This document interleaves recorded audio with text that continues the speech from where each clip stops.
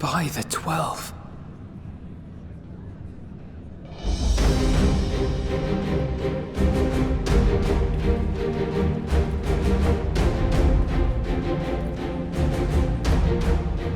Glad you could join us. I hope you don't mind, but we went ahead and started without you. As you can imagine, our traveling companions were eager to become acquainted. 'Tis a rare thing indeed to see such a diverse and talented group of individuals assembled for a single purpose. We fight not only for the sake of Eorzea, but for the entire world, including the people of Garlemald. Much rides on the efforts of the Ilsabard contingent. Indeed, which is why I am glad to find myself in the company of many trusted comrades, yourselves included.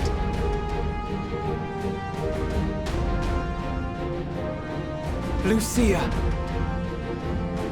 I have come at the behest of Lord Emmerich, who has honored me with the role of Ishgard's representative. And for the good of all nations, not least my former homeland, I am determined to see this mission through to its end. We have a hard road ahead of us, but walk it we shall, together.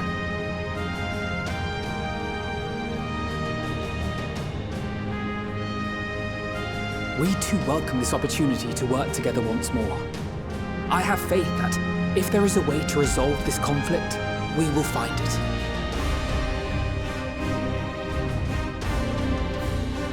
Allow me to introduce you to the rest of our company. Everyone! If I may have your attention.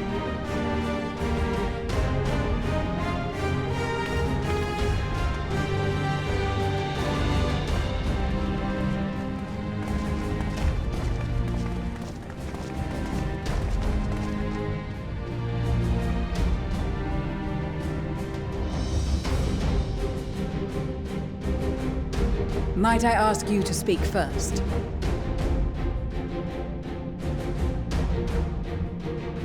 If I must. I am Arun Senna, spokesman for the Gridanian delegation, here on behalf of my esteemed sister, the Elder Seedseer. We shall provide support and protection to those in need during our time in Garlemald.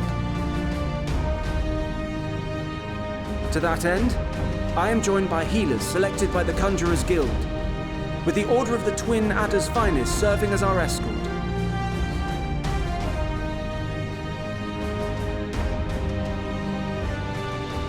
Of course, with an experienced white mage such as yourself accompanying us as well, those requiring more involved treatment will be in safe hands. Raya O sends her regards, by the way.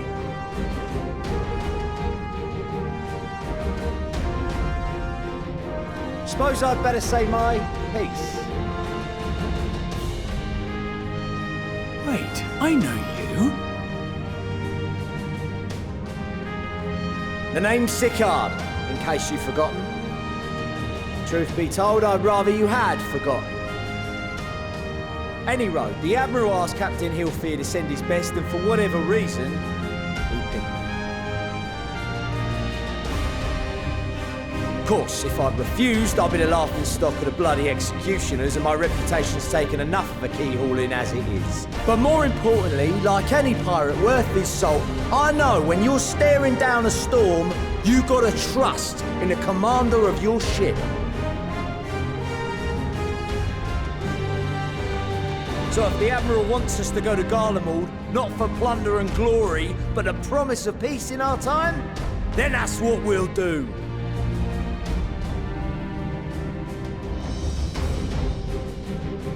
Since we all know how much the Empire loves its steel, we thought we'd bring along a few smiths to make the most of it. Give them a pile of scrap and they'll cobble together anything you fancy. Of course, just like the Gridanians, we got fighters of our own. We might have come with a more constructive purpose in mind, but we're more than capable of cracking skulls, believe you me. Well, you're certainly raring to go. Then again, so are we. The most dependable warriors of Uldar and Alamigo have assembled at the Sultana and General Aldin's behest.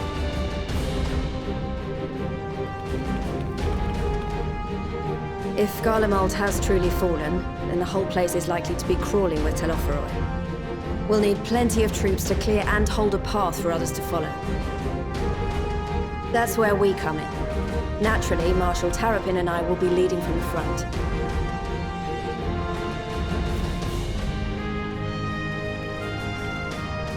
It's been some time since I last saw you in your element on the battlefield. From what I've heard, you've become pretty fearsome yourself. Master Matoya, the avatar of destruction.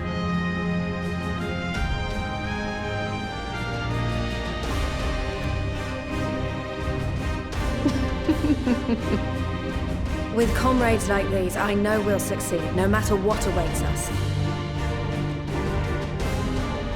And then we might finally get a chance to enjoy a good long rest. But until then, let's give it our all.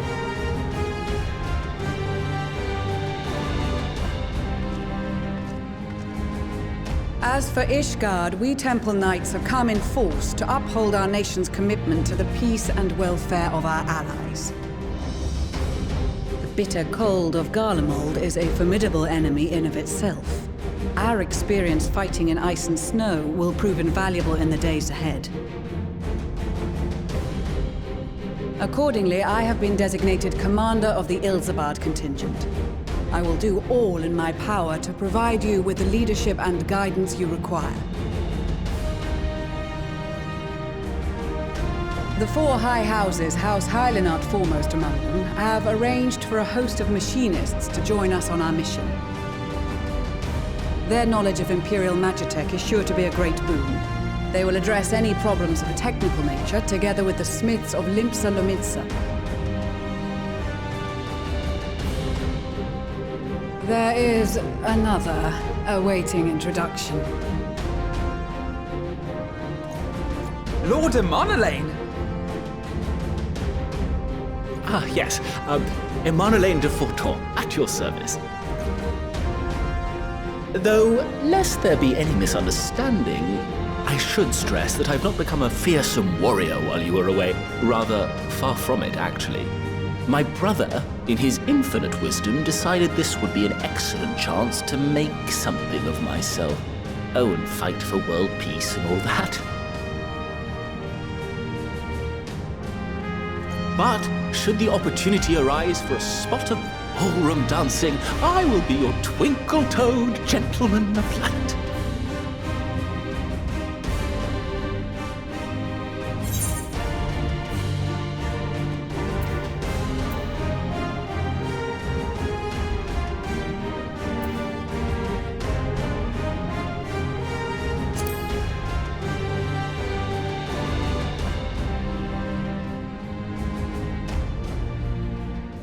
Huzzah! I cannot wait to regale Honoroa with my tales of daring-do. I believe that concludes introductions for the Grand Company of Eorzea. Our allies from the Eastern Alliance were due to arrive some time ago, but it would appear they have been delayed. Would that be the shinobi of Doma? Actually, they've been tasked with relaying messages back and forth between the various Eastern nations. According to Lord Hien, however, an equally capable company of warriors has been sent in their stead.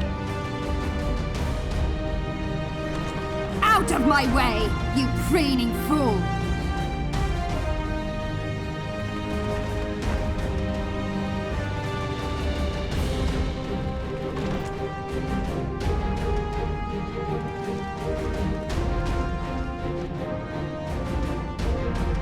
Forgive us for coming late. We are the delegates of the Eastern Alliance. Cyrena, and you've brought company. For battle and blood we come, as the steppe is sorely lacking in both. No towers befoul our lands, so we marched on those of Doma, only to find them beyond our reach.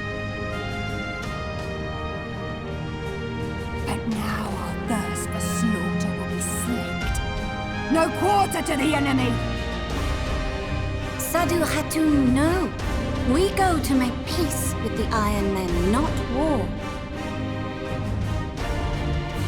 Warriors of the Steppe, we've heard many tales of your bravery. We welcome you as allies. And these other ones you have brought are... Members of the Dalmascan resistance group, Lente's Tears.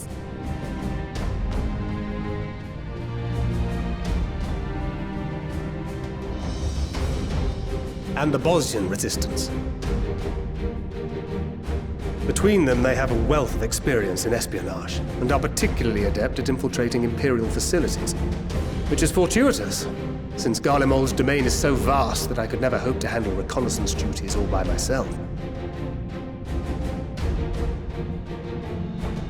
Dalmasca, Bosnia, Alamiga. All lands which have suffered the tyranny of the Empire. I would never presume to question your motives. Nevertheless, I must reiterate that our goal is to aid the victims of the Telophoroi, the common folk of Garlemald. And they are victims, make no mistake. Though I understand that many may struggle to see them as such. You're more right than you know. For every one of us that answered the call, there were a dozen that refused.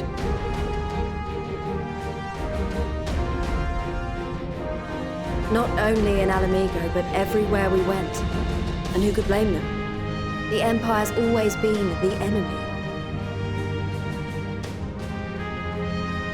But after seeing what we've seen, fighting and working against and with Garleans, there's no denying the simple truth. They're just people, no different from you or I. They've got their share of liars and murderers, but so do we. So do we all. Fordola, who once swore herself to Garlemald, has proven herself a trusted ally time and time again. Every Eorzean here knows Cid Garland, the Imperial defector who shared with us countless technological wonders. Gaius bloody Baelsar himself is working to help rebuild Werlid, a nation he once conquered.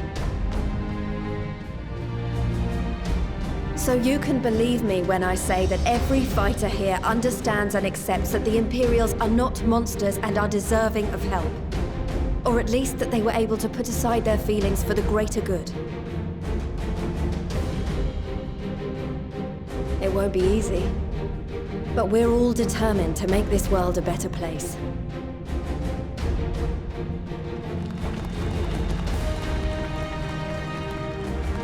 What lingering concerns I may have had were clearly unwarranted.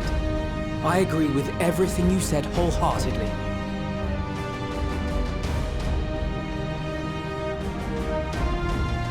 Then we are in accord. Now, let us review our strategy. To reach the Garlean capital in northern Ilsabard, we must cross the central mountain range. Fortunately, Garland Ironworks can provide aerial transport, sparing us this most treacherous part of our journey.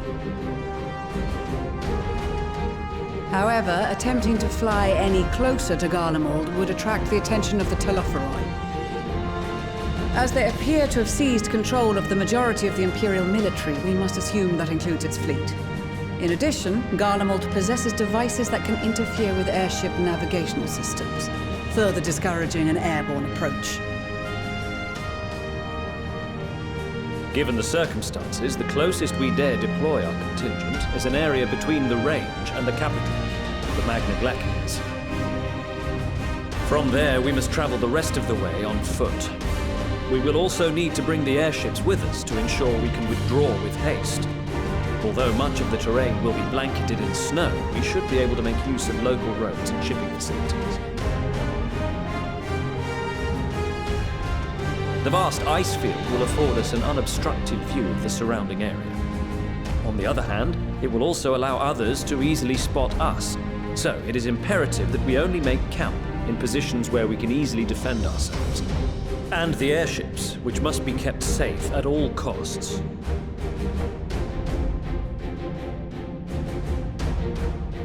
We cannot account for every possibility, so we must be prepared to think on our feet.